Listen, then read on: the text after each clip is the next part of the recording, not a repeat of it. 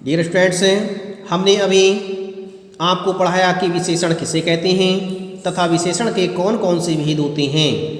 अब हम आपको पढ़ाएंगे कि क्रियापदों का पद परिचय क्या होता है, क्रिया किसे कहते हैं तथा क्रिया के कौन कौन से प्रकार होते हैं। क्रिया का अर्थ होता है कार्य का करना या होना। जिन वाक्यों में कार्य का करना या होना पाया जाता है ऐसे शब्द क्रियापद कहलाते हैं। क्रियापद वाक्य में किसी कार्य को करने या होने का बोध कराते हैं। क्रियापद ही किसी वाक्य में किसी कार्य को करने या होने का ज्ञान कराते हैं।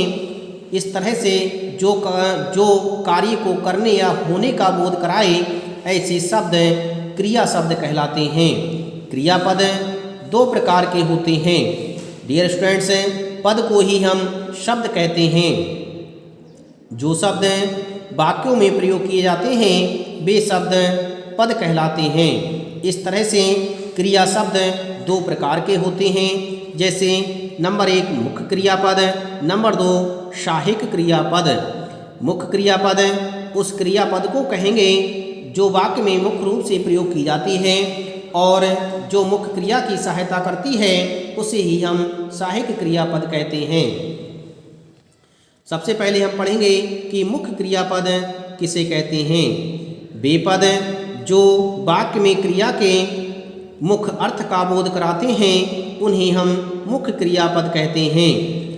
जो पद या जो शब्द वाक्य में क्रिया के मुख्य अर्थ का ज्ञान कराएं, मुख्य अर्थ का ज्ञान कराते हैं उन्हें ही मुख्य क्रियापद कहते हैं। जैसे यदि हम इसे समझें उदाहरण के माध्यम से, सीता गाना गा रही है।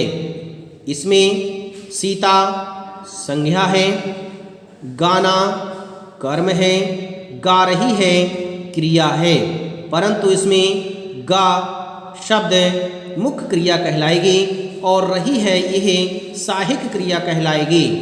इसे हम सहायक क्रिया कहेंगे और इसे हम मुख्य क्रिया कहेंगे, क्योंकि मुख्य क्रिया की ये सहायता कर रही है इसलिए यह सहायक क्रिया कहलाएगी और यह मुख्य क्रिया कहलाएगी। इस तरह से और भी उदाहरण आपके दिए गए हैं, जैसे राम पत्र लिख रहा है। यहाँ पर राम शब्द संज्ञा है, पत्र कर्म है, लिख रहा है लिखना क्रिया है, इसलिए यही क्रिया मुख्य क्रिया कहलाएगी। इसी तरह से और भी उदाहरण दिए गए हैं जिन्हें हम अच्छी तरह से समझ करके अपनी कॉपी में लिखेंगे। अब हम आपको पढ़ाएंगे कि सहायक क्रिया किसे कहते हैं। सहायक क्रियापद हमने आपको अभी मुख्य क्रियापद पढ़ाया था। अब हम आपको पढ़ाएंगे कि सहायक क्रियापद किसे कहते हैं। वे पद जो वाक्य में मुख्य क्रिया की सहायता करके वाक्य को पूर्णता प्रदान करते हैं सहायक क्रियापद कहलाते हैं। कहने का तात्पर्य यह है कि ऐसे पद जो वाक्य में मुख्य क्रिया की सहायता करें, वाक्य में मुख्य क्रिया की सहायता करते हैं, ऐसे वाक्य को पूर्णता प्रदान करने वाले शब्द सहायक क्रियापद कहलाते हैं। वे पद जो वाक्य में मुख्य क्रिया की सहायता करते हैं ऐसे शब्द ही सहायक क्रिया शब्द कहलाते हैं। जैसे इसे हम उदाहरण के माध्यम से समझेंगे। राम